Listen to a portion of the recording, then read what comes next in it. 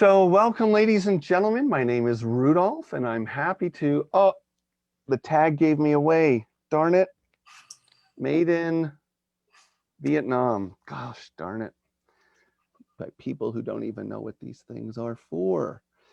So we are joined by the extraordinary Lisa Dion, and most of you have already read her bio. That's partly why you're here. If you want to read more, it is in our, where is it, Susan? I don't know. It's in our newsletter. It's probably on our website. I know it's now on buses in downtown Denver, so everyone's going to know.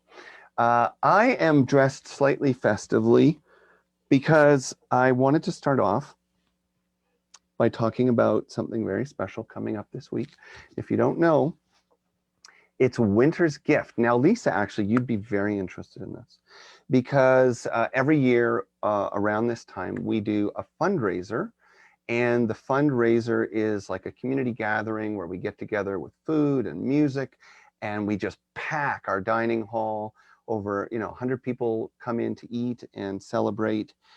And we're not allowed, of course, this year because we're smart and careful. But we were also sad, very sad. And the question was, what could we possibly do that would rival this annual fundraiser, especially in a year where we really need to raise funds because we've had so much closed down? Well, if you don't know, we have an event on Thursday, December 10th from 6:30 to 8:30, although it starts at 6:15 with a Hanukkah candle lighting, and Gonzalo Tepa, the virtuoso double bass player, will be doing some holiday classics while we warm up and get online. And then for 2 hours, we will host some of the most influential and significant spiritual teachers on the planet today. That sounds like something remarkable. We have 5 people from the Watkins 100 Most Spiritual Influential People list. They're almost all New York Times bestsellers, except me. We have Greg Braden, Alberto Violdo, we have Byron Katie, we have Neil Donald Walsh, we have Matthew Fox, we have, it goes on and on and on. And we have already sold more tickets for this than we ever sold for Winter's Gift. That's super exciting. We've already raised more money through this than we ever have through Winter's Gift. That's super exciting. Lisa, you can applaud and cheer if you need to. Thank you. Whoop, whoop. But this is online, and we can sell this thing out. We could sell a lot more tickets, even though we've already done something pretty extraordinary. So please help us spread the word. If you know anyone interested, got to get rid of this thing. If you know anyone interested in personal growth, spiritual growth, healing, hope for 2021, new perspectives on how we're going to live sustainably going forward, culturally, politically, environmentally. It's really an amazing event. So that's my big announcement. There's more though. Don't worry, this only takes 30 minutes. That's a joke. We're going to talk to Lisa in just a minute. So Joni Klieger's class, Once Upon a Time, 4 Sundays. It begins tonight. Yes, it's Sunday nights and it begins tonight. It's actually a really great program. I've talked to Joni about the format, and it's about exploring our stories and how we evolve them and the significance of sharing them. Very powerful. We also have the 2020 recovery group on Tuesdays. And to be clear, it's not like an AA recovery group. It's a 2020 recovery group, which means if you have suffered at all from stress, anxiety, under exercising, overeating, over drinking, I don't know, whatever's happened this year, we just have some time to make sense of it all. We also are going to have our spiritual experience classes Tuesday nights. I will be doing those at 7:30, and I believe we're now diving into the deeper reaches of non-dual states and awakened consciousness. That's pretty good stuff. Thursday, we have Community Connections, a new kind of online way to share and connect and learn about ourselves and each other. Those are not going to happen this Thursday because you're all just going to spend the day in solitude, journaling, meditating in preparation of the evening event. You're just going to spend the whole day inviting people and selling tickets on the street. But it will continue the following week. And of course, we will have more things coming up for the holiday, all the holidays, solstice, Hanukkah, Christmas, Kwanzaa, whatever you can think of, we'll celebrate it. So stay tuned. Now that is the announcements for now. Is there anything you want to announce, Lisa? Just that that's all super cool. It is super cool, right? It's like super cool stuff. And right under your nose. I was like, what? Who knew? Who knew? I know. And here's the crazy thing I'm going to tell everyone who's listening before we do our little opening meditation and centering. Well, no, I'll save this for after. Wherever you are, I'm going to invite you to take a moment now to just slow down. So we're going to take a breath. I'm going to invite you to close your eyes. And whatever you're doing, you can just let it rest for a moment. You might like to start with a big, big exaggerated breath in. Hold it a moment and just notice wherever you're feeling resistance, distraction, tension, tightness. When you're ready, breathing it out long and slowly, letting it all go.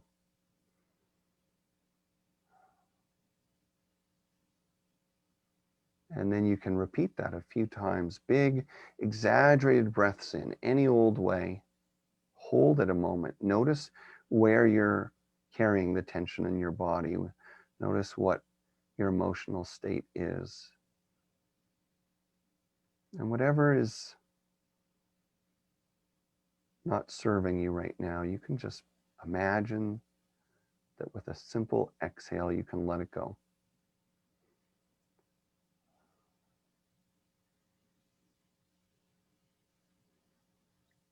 Feel yourself slowing down and settling down, allowing the inhales to become soft and natural, but extending that exhale as long as you can.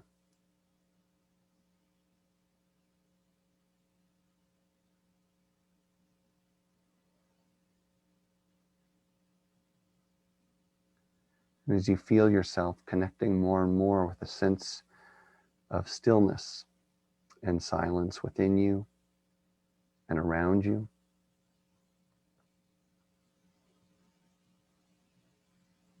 let yourself feel the awareness of spirit, presence of energy, our sacred source within us, around us. No matter where we are or when we're hearing this, through this stillness and this silence, we remember that deep, deep within, in our most personal and private inner space, we are together. We are always together. With all life on this planet, every blossoming flower and hummingbird, the moving sands of the Sahara, the great blue whale, everyone you have ever loved, and anyone you think you've lost. In our stillness, with hearts and minds open, we return to our original condition as one in love. And so from this place, we offer a prayer for our gathering, for each person hearing this. And we each pray in our own way, by our own path, and yet together as one. To the one that is all divine life,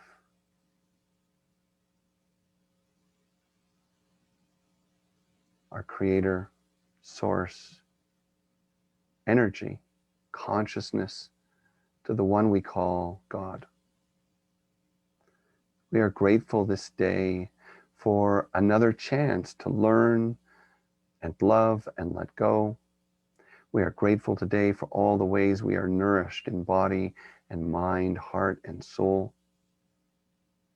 We offer a special prayer, a special blessing for this whole world and any place that feels imbalanced, that feels broken, that feels lost. We send this blessing of light, love, hope, and wholeness. And today we offer a special blessing for the children of this world. A prayer for their future. May it be vibrant in deep relationship with nature, with each other, with themselves. For every child living in fear, a blessing today that their hearts would know the eternal safety that lives in their center. For every child that goes hungry or goes to sleep confused at the end of the day about what tomorrow brings, who will love them, how they will be cared for, we hold them in our hearts right now. And more, we bless and hold the child within every human being. That each child at the heart of each one of us would find and feel what it needs to be whole, and so bring healing to their lives, to their relationships, and to our planet. For all these things and the prayers, the hopes, the wishes, the intentions that remain unspoken in our hearts, we lift them together and say Amen.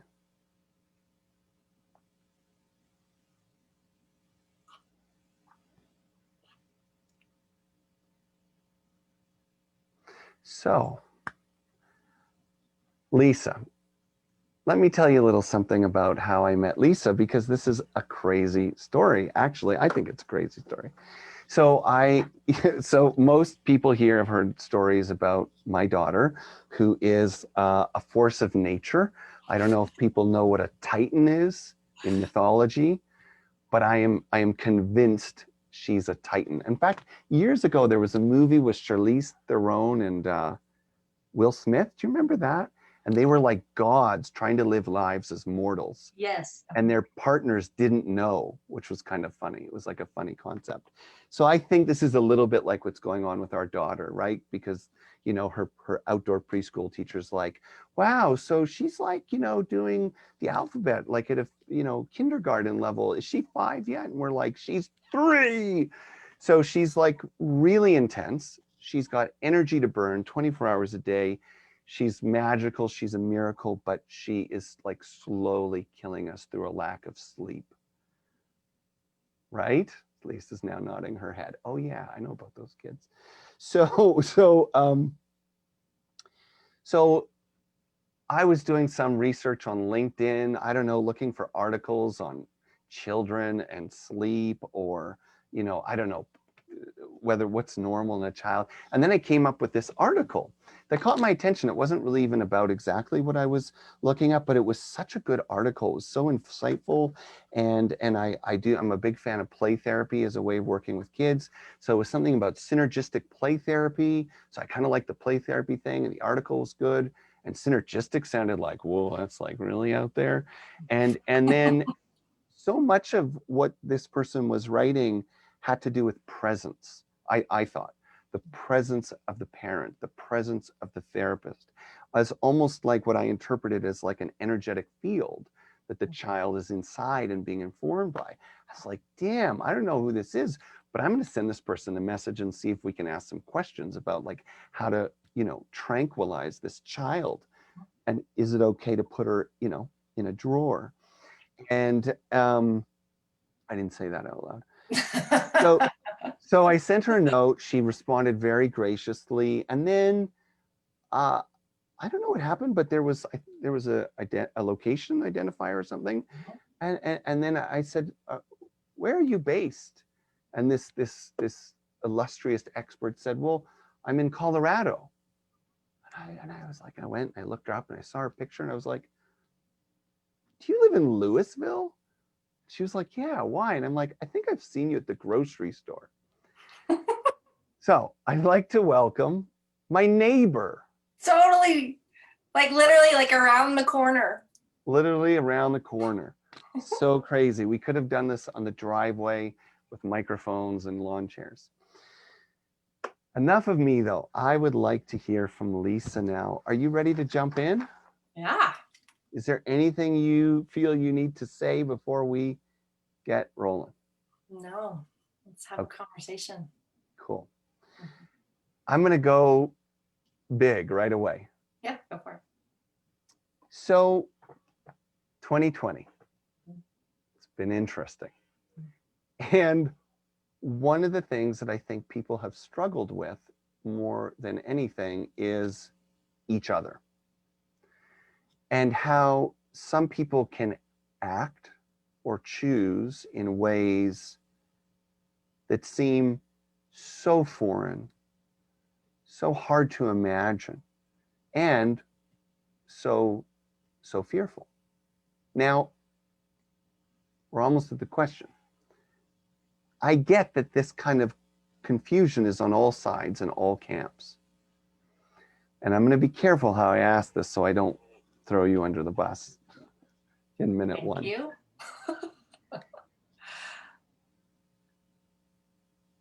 But it seems that when people make decisions about leadership, which could be political, no names mentioned, which could be religious, right?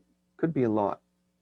It seems that sometimes people are making decisions based on careful reflection, reviewing details, doing research. But it looks like more often than not, it's something more instinctual. And that the leaders they're gravitating towards somehow satisfy almost something childlike in themselves. And I wonder, as a child development specialist, do you think that's true? Do you feel that when you look at patterns of human decision-making and belonging and community, you see unfulfilled or unresolved childhood issues on display? Or is that just judgmental thinking? So I think we can take that and not even just apply it to decisions about leadership. That's every decision that we make. So we need to go even larger than that lens of, is childhood influencing our decisions about this topic? Our childhood is influencing our decisions about every topic, every one of them. At the end of the day, the highest priority within our system is safety at the end of the day. And our sense of safety and our sense of well-being goes through different developmental phases. It goes through different stages of development, depending on what our experiences were, what they weren't, influences, how we perceive the world. And so every decision that we're making in any given moment ultimately is about what do we feel is going to provide us ultimately more benefit than drawback, more safety than not, more sense of fulfillment than not.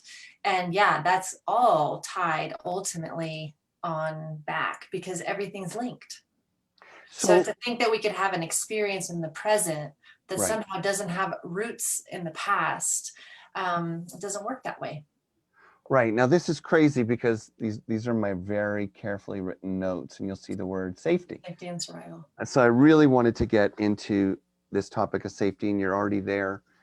So then let's get more specific. When you talk about how childhood influences the present, which I think for our kinds of listeners, that's familiar, right? Formative experiences, formative years. Something more specific arises.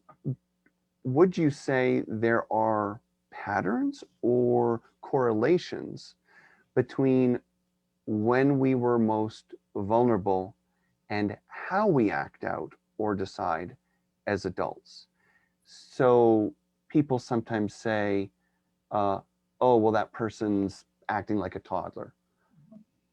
And then some might say, well, I wonder if something happened when they were a toddler. Is that armchair psychology, or is that really what we're seeing? No, that's really what we're seeing. So there's, yeah. Why is he acting like he's 5? Well, because in that moment he's 5.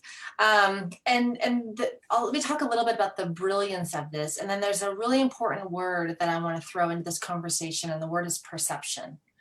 Because I think when we're talking about events that have occurred to us in our lives, it's important that we don't make stories, or we don't say, well, if this happened, then this. What's Right. more accurate is there was an experience and there was a perception about the experience. And that is what ultimately leads to whatever happened in development. And the reason why I'm saying that, let me make a really bold statement, is there's actually no such thing as a universal trauma. That's why I'm saying this. There are experiences and there are perceptions of experiences. Right. No one's experience is right or wrong, or excuse me, no one's perception of their experience is right or wrong. It's their perception of their experience. And the perception ultimately leads to development and expression and all of that. So let's take that and just hold that in context. But when we're looking at growth and development, it's important to understand that the brain, I mean, this is so interesting. 80% of the wiring in the brain is laid down by the age of 3. Darn it.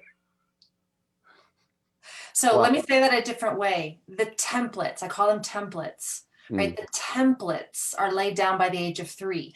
Now, that doesn't mean that the templates can't be changed, because we know that that's true, that the templates can't be modified, that we can't have different experiences that shift that. But there is an initial laying down of a template that happens in the early stages as we are having our synaptic firing and connections and neuron explosions and all kinds of stuff happening during some people think it's well, when I say some people, I would say that unless we're really understanding neuroscience, most people think that this process begins at the moment that baby's born. But we need to go further back, because perception even happens in utero. So we're talking about conception and what's happening in utero up until age 3. So I think it's important that we really look at that whole span. And again, there are experiences, and then there are perceptions of experiences. Now, as this is happening for us in our brain, there are different, let's call them developmental questions that we are attempting to answer. And just because I think it's important to give credit where credit is due, the questions that I'm about to share are from a gentleman by the name of Dewey Freeman, who is one of the longtime professors at Naropa University in Boulder, Colorado. And he took Erickson's stages of development and basically made them user-friendly for all of us. And so here's how this goes. From about conception until a few months after life, the question that's deep within our psyche is this: do I exist? Do I exist? Can I exist? After we are born until, let's say about 18 months or so, the next question turns into, is the world okay? Is this a safe place to be? Am I going to get my needs met? Can I, are people dependable in my world? This is where the trust and the safety starts to come in. From there, we move up into 36 months, and then it's, am I okay? So once I know that I exist, well, now I can get a sense of the world that I'm in. And once I get a sense of the world that I'm in, well, now I can get a sense of how am I within this world. And that's all in this time frame up until age 3 that I'm talking about, right? 3 to 4. Mhm. So when we're talking about, I mean, let's think of this from an adult. How many times do we have a feeling of, I don't feel like I'm okay? I feel like there's something fundamentally wrong with me, or I'm questioning myself. I don't feel okay. Well, that has its threads all the way back here. Mm. How many times do we walk around the world and go, like the world does not feel safe right now? And depending on our response to that, it's going to pull us back. We all, maybe this has been your experience, or you know someone, and as they move through the world, it's like they don't want to take up space. They don't make eye contact. It's like they don't exist. They don't give themselves permission to exist. So we have to get curious, where do these patterns stem from? Now, I want to say another thing that I think is brilliant about our development is so far in everything that I have studied and every person that I've worked with, I've never met someone who didn't struggle with one of these 3 questions. Mm. So if I start to see that there's 100% track record, what that starts to tell me is that there's something about this that's part of the design, that we're supposed to have one of these experiences early on. We're supposed to perceive that something didn't go well. Fascinating. Yeah. And then the question would be, well, why would that be? Mm-hmm. And I think that's when you get to really look at this from a really deep spiritual perspective and say, well, because it creates the first void, because it creates the first sense of something's missing, something's off. It starts to create a sense of how we put energy into life. We start to want to try to fill that void, make sense of that question, answer that question. It literally puts us on the quest. I was literally just going to use that word. It's like the adventure begins. Right? The call. Something's not right. Yes. So in child development, we sometimes get so focused on it's got to be perfect, but it's not supposed to be perfect. Right. It's supposed to be whatever it's supposed to be to create whatever's supposed to be created, whatever perception about whatever's supposed to happen to send me on my quest. So when we put that together with your question, and then we also bring in another layer of neuroscience and understand that whenever we are under high levels of stress, we regress back to these earlier stages of development. We regress back to our earlier questions, so wherever we have the biggest void, wherever we have the biggest piece of that did not get answered well for me, that's where we go. Yes. And if I hear you correctly, no matter how extraordinarily perfect that 3-year period is, one of those will always be weaker than the others, even if they were all great. So by definition, that will become the kind of weaker point or whatever. Can you summarize the 3 questions again? Yeah. Like briefly for people listening, putting this all together. And then I know you're on a roll, but I want to interject some questions, but go ahead. What were those 3 for everyone? So it starts with, do I exist? Can I exist? Okay. Do I even give myself permission to be here? Do I feel like I have a right to be here? Do I have a right to be born? Do I have a right to be on the planet? Deep, deep, deep psychological question within us. From there, then we look at, okay, well, I'm here. Well, how's the world? How do I feel about the world? Is the world safe? Is the world okay? Does the world feel dangerous? Do I feel like I'm going to get my needs met in this world? Is there a sense of safety for me? Well, once I've got that established, because the brain, by the way, always orients out before it orients in. So I have to establish safety out there before I can establish safety in here first in terms of development. And then, great, now I've got a sense of what's happening in my world. Well, now I can begin to go within. Now I can begin to look at, am I okay? How am I doing within myself? How do I feel about myself? Do I feel good enough? We start going this way. And then from there, by the way, then we move into stages of mastery and growth. But those are the foundational pieces that influence any developmental stage that's going to come after that. Oh my gosh. I have to tell you, I mean, I've been doing therapeutic work with people for like 25 years, and I've always really focused on the formative years from 1 to 7, you know, which you know is conventional, or 1 to 5. But to hear you laser in on the first 3 years and put it so simply and clearly, and thank you also to Mr. Friedman or Dr. Friedman, that's phenomenal. Because what I imagine, if anyone listening is like me, you're quickly flipping through those 3 cards in your life, and how did they interrelate? So there's going to be these, I'm saying this so you can confirm if I get it, there's going to be a unique combination to every version. In other words, if I felt the world was safe, and I'm, the third one, that I'm okay too, but I'm not sure I totally deserve to be here. Yeah. Then I could be someone who's really successful and competent with just a deep nagging sense of shame or sabotaging one's place in the world, because ultimately that's still active. I may not allow myself to show up. Right. Like I can't fully show up. I can't allow myself to be seen because I don't even see myself. I don't exist. Wow. So. Okay. Now I got more questions. I got more stuff here. So now you really highlighted the word perception, and then you went on to say there is no universal trauma. Okay, but 2 questions. While there is no universal trauma, which, just to quickly translate, means the same incident doesn't mean the same thing to everyone.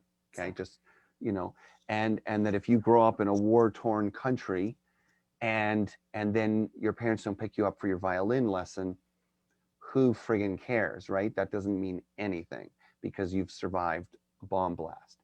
But someone who's grown up quite sheltered and isn't picked up for their violin lesson could literally be traumatized, right? Great example, yes. So I was once not picked up from a piano lesson, just so you know, and I'd like to talk about it. No, I'm kidding.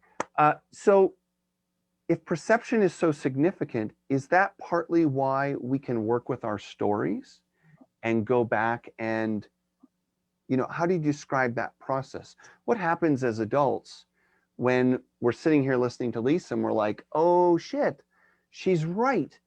I had all this great stuff, but one of those questions wasn't answered. Or when I was 5, I had a perception of a trauma. What's the connection between the childhood story and then the adult story when so much of it has been held in place for so long by so much energy? Can we really change a perception? Absolutely. Because, so let's think of this. If you and I were having a session, right? And you all of a sudden said, Lisa, I want you to think about the experience that happened to you when you were 5. Okay. I'm not in this moment actually going to when I'm 5. I'm going to my perception in the present moment about what I think happened to me when I was 5. I'm still here in this present moment working with my present day perception, because what we know is that what happened at 5, there's been lots of data points and other things that have happened along the way, and memory has shifted and we've added and changed things or heightened things. Or so even when we're working with memory, we're not actually ever working with memory back there. We're working with memory as we experience it right now, alive in us in this moment. And so when we're talking about how do you work with perception, well, I'm working with my perception that I have right now about it. Because ultimately that's what's guiding all of my behaviors and whatnot anyway. It's right now. Does that make sense as I say it? Absolutely. So then let me build on that. So while there is no universal trauma, would you say that trauma is universal? In other words, isn't it true that we all have some either impact trauma or developmental trauma? And can can you speak to that for people that might not even understand that, or Yes. might not see themselves as someone that has some trauma in their life because it's not complex or gory or dramatic? Well, let's replace the word trauma with challenge. So life is filled with a combination of support and challenge. Hmm. We can't go through life with only having support. We would never grow. So we are constantly in a friction point between that which feels supportive and that which feels challenging to us. Mhm. And if we really deeply reflect, we'll notice that it's been that way, well, since you can remember. And it will remain that way. We're not going to arrive at a point where all of a sudden the challenges go away, because the challenges are part of the design. It's part of the development. It's part of the friction. It's part of the tension. Nothing grows without friction and tension. Mhm. And so what I would say is we need to have things that we perceive don't go well. I think we can just say just like that. We need to perceive that something didn't go as planned. We need to perceive something's missing. We need to perceive that's not how I wanted it to be, because again, it creates the voids that ultimately then drive what's meaningful to us, what's significant to us. It drives our priorities. It drives how we start to put our energy and time, into life. Without it, if we were just in this beautiful, peaceful, supportive bubble, well, we would just stay in a beautiful, peaceful, supportive bubble. There'd be no Sounds great. sounds great, but there'd be no evolution. Yes. There'd be no evolution. So I think, yes, challenge is inevitable, and there'll always be a challenge. And I think that's one of the biggest things that I find that's hard for people to wrap their mind around, because we're so at times indoctrinated and so of the belief of, why can't everything just feel good? Right. Why can't everything just feel peaceful? When the truth of existence is, life comes with peace and war. Life comes with support and challenge. Life comes with life is a polarity, and it has to be that way. That's how creation came to be. Light has positive and negative particles within it. Everything that's in creation has two forces in it, and that includes us.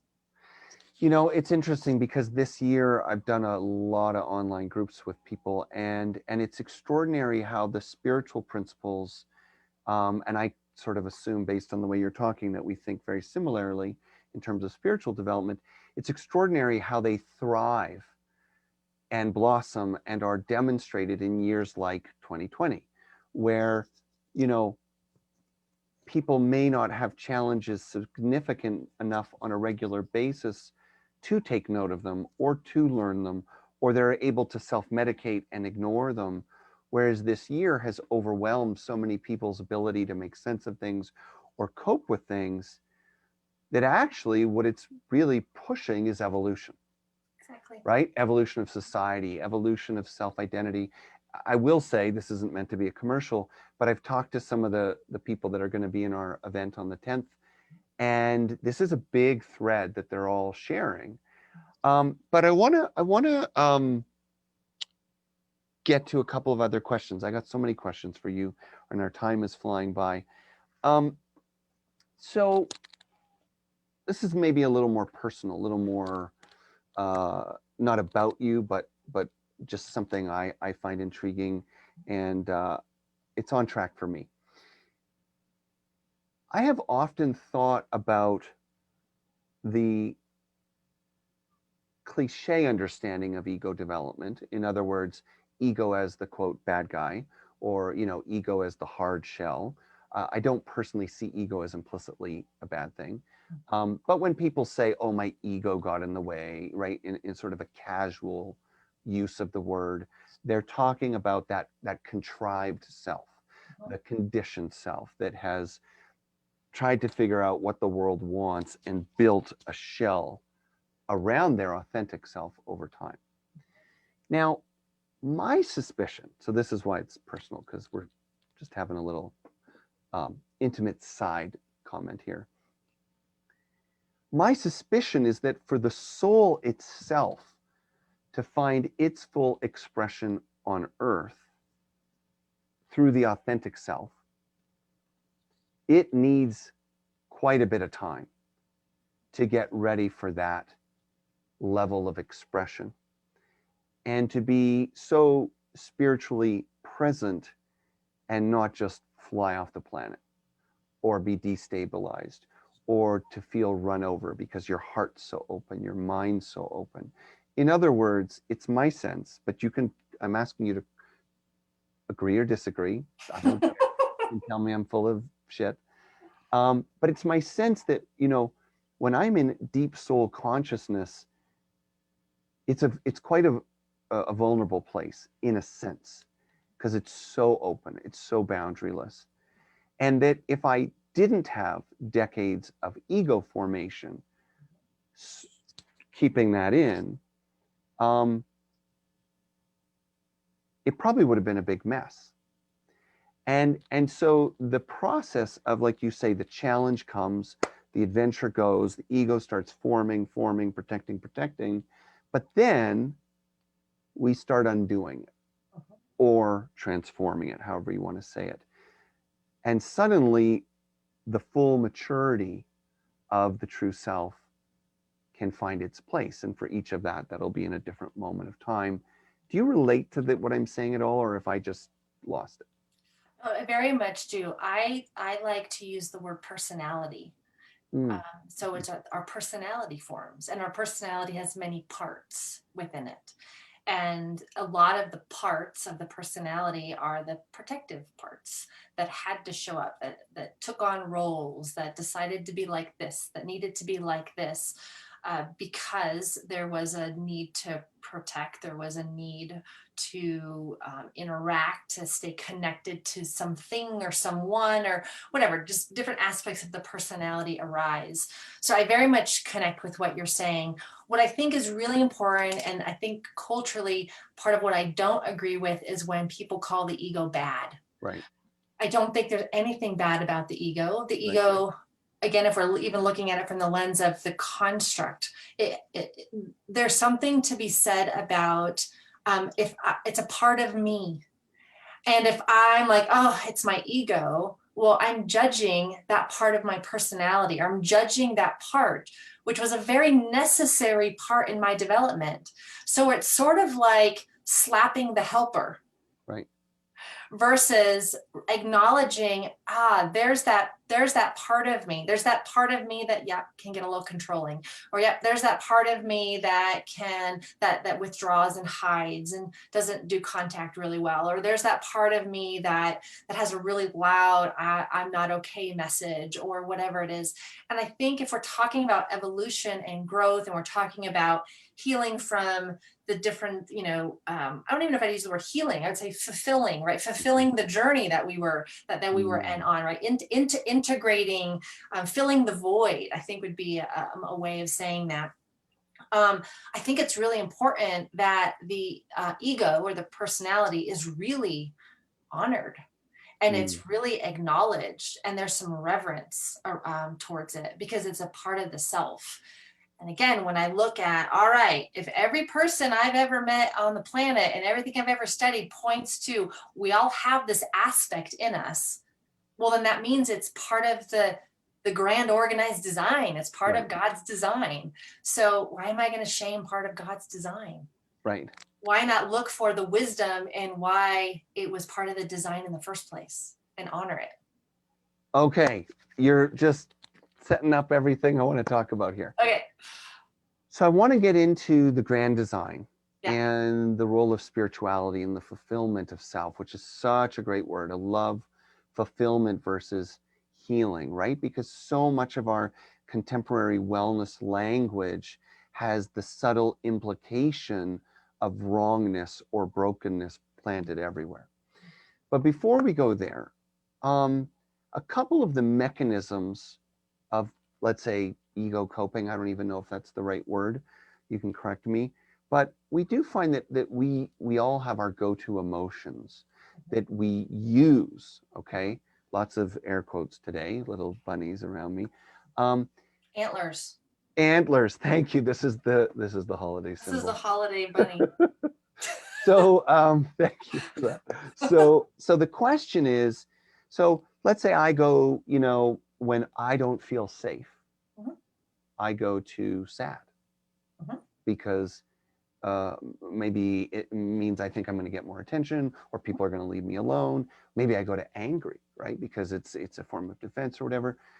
So question one, do you think it's fair to say that people use emotions or becomes habitual or an expression of the personality to have habitual or go-to emotions that unconsciously they feed to keep themselves safe? Mhm. Is that a fair thing to say? And if that's true, so that's question one, if that's true, how do we unlearn something that has been very helpful to now? But now we're like, holy crap, I've just been angry all of 2020. Or holy crap, I've just been sad all of 2020. And I've had a lot of people ask me, am I depressed? And I try to help them qualify. Depression as a neurological hormonal condition is different, at least in my books, than being sad for a long time. But they can feel confusing. So one, do we use emotions to keep ourselves safe? And two, what happens when we wake up to that, if that's true? And any advice on moving beyond it? Yep.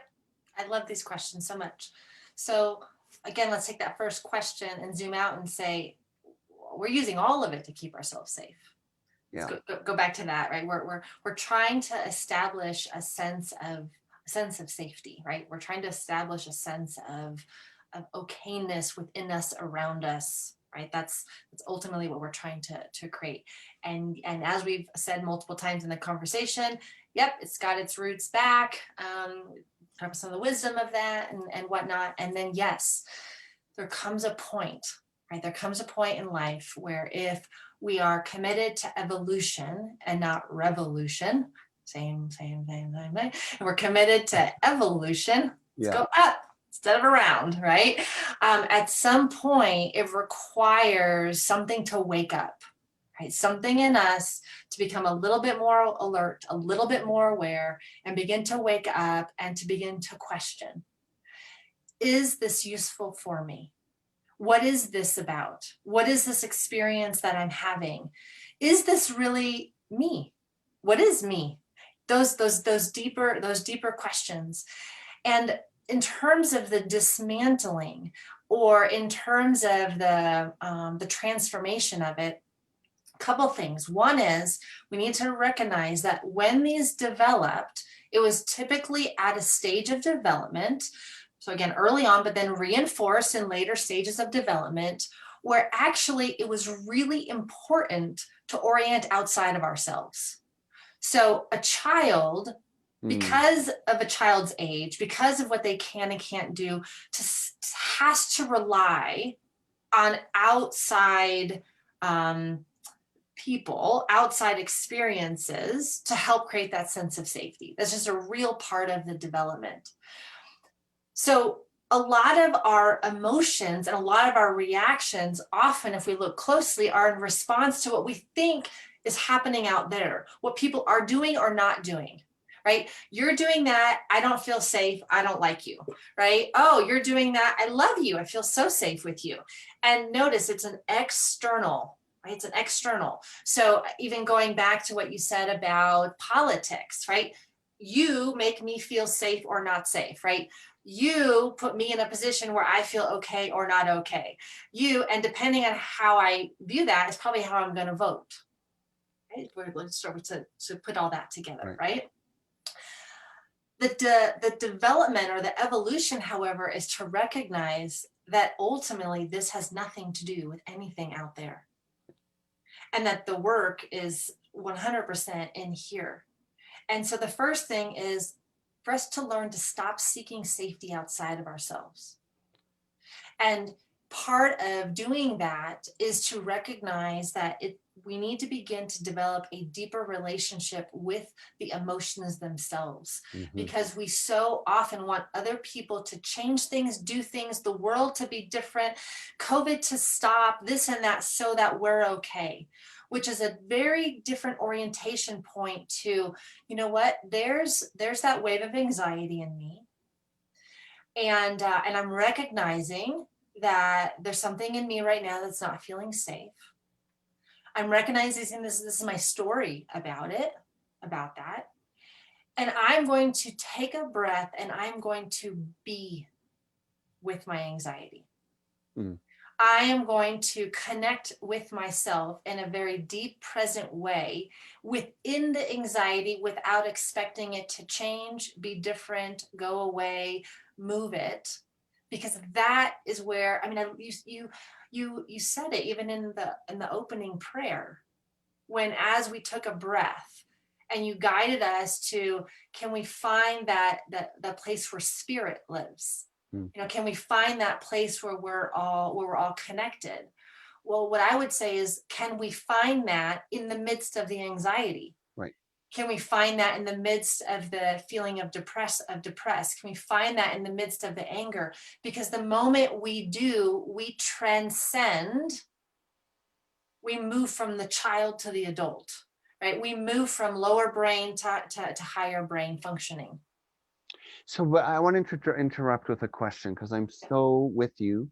And even though you live near me, it might explain it. It's spooky because I actually have a flip chart on the floor here that has the revolution, evolution, and I did a whole Sunday on safety recently. Like it's very affirming to hear what you're saying, although you say it much more clearly than I do.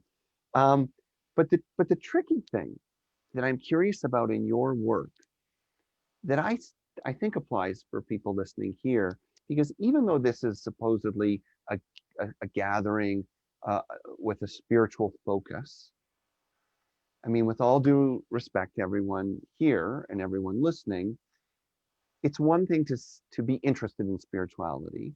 It's another thing to believe in spirituality, but to feel it can be very different.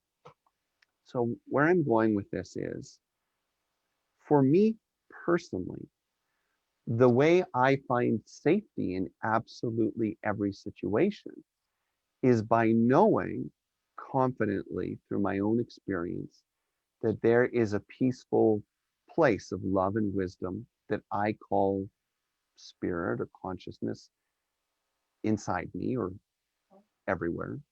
And that no matter what happens, I can go to that place and it is eternally safe. But having spiritual language helps me. And the question I have for you is, what do you say or how do you guide people if they're not convinced that there's that safe place inside? It's like you're saying, be with your anger, enjoy it, just feel it, don't say anything. Be with your anxiety, just feel it. But as you know, emotions feel permanent, personal, pervasive. They're going to think you're crazy.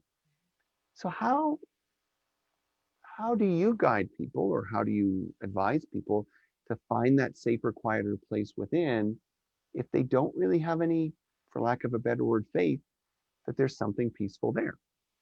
So I think the first thing is I would remove the word peaceful out of it. Having a relationship with myself in a moment where I'm feeling angry might not feel peaceful inside of me at all. It might feel actually really a lot of turmoil. But what I'm looking for and what you can find is a sense of poised in it. Like witnessing? Witnessing. So for me, the felt sense is there's a sense of ground. Yeah. Sense of ground, there's a sense of poise. The language I use for myself and when I teach my students is, can you find home in the midst of whatever's going on, right? Your internal sense of home. And to your point, there may be individuals that have no reference point for this internal sense of home. And so the first thing is to recognize that, let's say an experience of anger comes up, or an experience of confusion or overwhelm comes up, to even pause and take one breath, and then just notice something very profound. Did anything bad happen? No, nothing bad happened. Was it uncomfortable? Yeah, oh my gosh, it was uncomfortable. Did you like it? No, didn't like it. But did anything bad happen? Right. Did you die? No. Did you get hurt? Nope. So you took a breath, and what you experienced was an uncomfortable sensation. Yes, that's the truth. And then take another one. Because what it does is it reframes the language in the brain to, oh my gosh, if I feel that, I'm not going to be safe. Or if I feel that, I'm not going to make it, or I'm going to die, or I'm going to collapse in it. But the reality is, if we go moment by moment and actually show the brain, nope, nothing bad happened. Uncomfortable, yes. Bad, no. Did you get damaged? No. And what we find is that it's actually the avoidance of the experience that we're not wanting to have. That's the damaging part. Right. That's actually the part that creates the illness and the disease and the stress levels, and it actually makes the anxiety or the overwhelm worse. But the moment we can shift to begin to orient, and actually, it's sort of like an experiment. Can I experiment with staying with myself for one more breath and actually seeing, did something bad actually happen?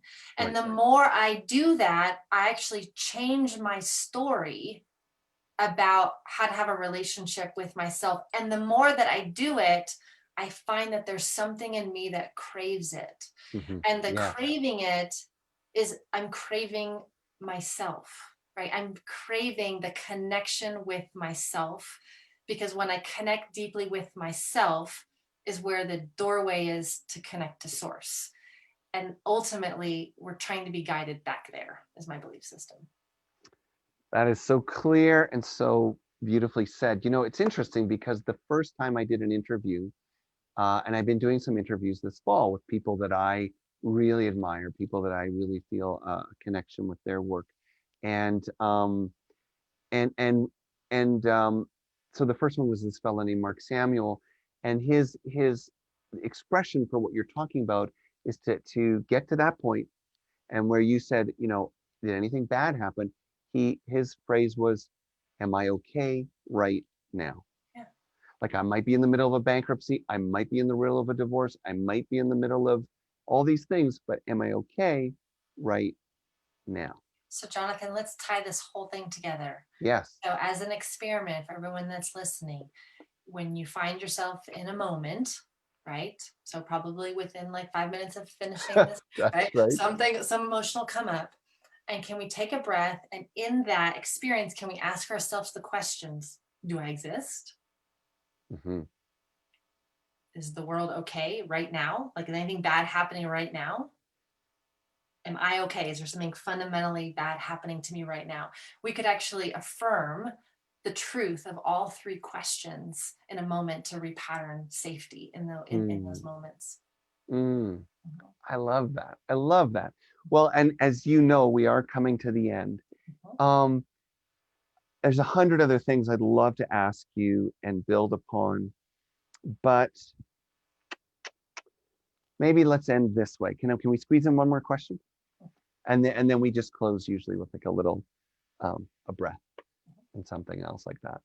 So one of the reasons why I was also inspired to do this is because it's the holiday season, and it's the time of wonder, and you know, and really, whether it's, you know, Christian or Jewish or Muslim or Buddhist or Yorba Santorini, whatever, it's like, or Yoba Centauri, I don't know if I said that right. Anyway, it's a time that we put a lot of focus on children. It's a time where we put a lot of focus commercially on the idea of magic and wonder and creating, you know, these special experiences.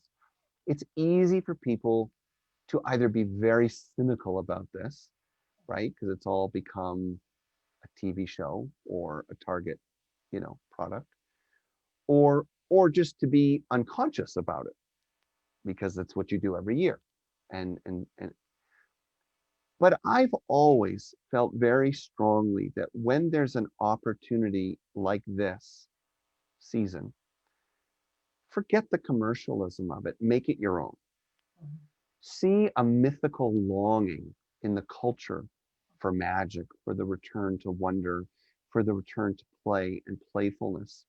And so, as kind of a closing question, if you were speaking to the child within, all the adults that are listening, or all the people that are listening, I mean, are there some things you would encourage them to embrace in these coming weeks? A lot of people are really focused on what it's not going to be this year because of COVID. But if it's the time of magic and wonder, in theory, you don't need to go anywhere, right? You just need some antlers, I guess. Yes. So again, just to bring it to the question, is there something that you would say to people listening who don't really know what to do with their inner child at this time of the year? Mhm. Yeah, what a beautiful question. I think so much of what blocks the inner child from coming out of the messages about what's okay to do and what's not okay to do, and what's appropriate and what's not appropriate. And one of the beautiful things about 2020 is sort of permission for people to question all that, right? And to look at what's actually true for me. And so ask yourself, what would I love to do? I mean, it's something as simple, and you may have this. Well, yeah, but I'm supposed to be running around acting like a reindeer. Well, no, maybe what would you love to do? Maybe it's you make yourself that cup of tea, but you delight in that cup of tea, much like the child would when they're sipping their hot chocolate, Or maybe it's, I'm going to go stand outside on my porch and look at the stars. Mm. Or maybe it's maybe it's just maybe it's busting out one of the old claymation Christmas classics for those of you that grew up on that. Who knows? Yeah, totally, right.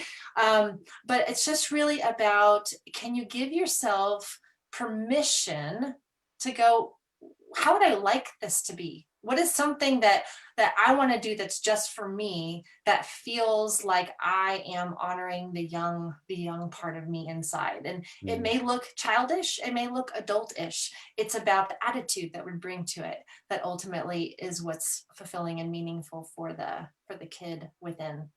Mm. And Jonathan, there's one other thing that I want to say is just so many kids that feel so lost right now with everything that's happening with COVID. And I know that there's probably a lot of parents that may feel like, oh, I'm going to try to make this holiday like special in some way. And I say this wholeheartedly. The most special thing you could do for your kids is to, sometime between now and the new year, go find your child, go get present with them, look in their eyes, and say something to the effect of, I am so glad you were born. Mm. I'm so glad you exist. I am so glad I get to be your parent. You are my gift this year, my child. Right? I love you. But 2020 has been so crazy that some of these deep, intimate moments have been hard to come by. For others, maybe there have been more of them, but don't forget this holiday season to create that level of presence for a moment with your child, and just to tell them thank you for being born. Beautiful. Mhm. Just beautiful, beautiful, beautiful. And if I may, as a closing thought to add, it touches me, and it moves me because it's what I feel like is the only thing I can give my kids every day. Mhm. And every day of the year, I try to do that for them. And in our work, and I'll say our work, the kind of work you do and I do, it's just my hope that we can do it for each other. And if we can't say it the way we can say it to our own child, there is a way to let anyone and everyone know by the way you dignify them, with the way you talk to them and the way you relate to them, that you're glad that they're alive and that they're enjoyable just the way they are. You know, it's so powerful what you shared. So we could go on, but we should close. And I'm just super grateful. I'm so glad you were born. Thank you, Jonathan. And I'm so glad you're my neighbor. So can you hang up for a second while we take a breath and get closed up? Okay. So to everyone listening out there, thank you for being with us. Really, it's been such a special time with Lisa. As always, you can make donations and show your gratitude for the kind of work that's done at Althea, and to keep a place like this strong and open for all who need to remember the truth of who and what we are. Please share the information about December 10th. We want to fill that thing up. So it's normally I say we need is your presence. This year, Lisa, forget it. Their presence is not enough. I want your presence, and I want the presence of 5 people you love, because I think this is going to be something really special. So please share that. Remember, check the newsletter, check the website. There's lots of great ways to stay connected, not feel alone, and more importantly, to really embrace the end of this year with a strong feeling of connection and evolution. We're living in a very special time. So with that, let's take a little breath, and then I'm going to close when our eyes are closed and we're feeling centered, with just the reading of our statement of being, which has been in our community for over 130 years. So with that, big breath in, eyes closed, big breath out, and just let yourself soften.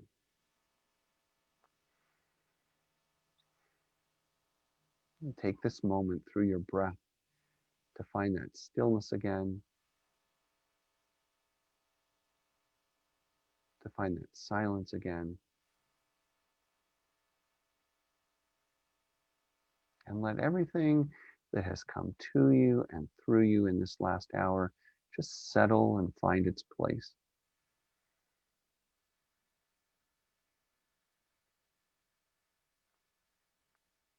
We are reminded that nothing exists outside of our source. Nothing exists outside of life. In that way, we are all as one, in love and wisdom ever present for each.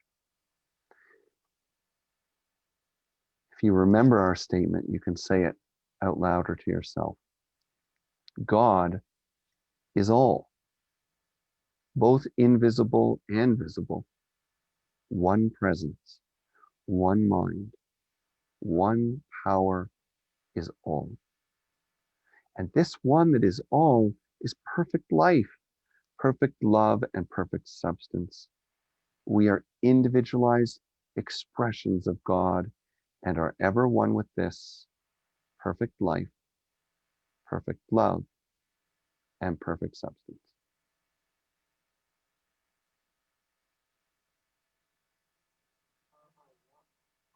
So thank you, one and all. You may open your eyes if you like. Thank you, Lisa. Thank you for your generosity of self and time and wisdom and heart. Thank you, everyone, for being here and for all your donations and contributions. And I guess that's it for now. Happy holidays, everyone. Happy holidays. Thank you.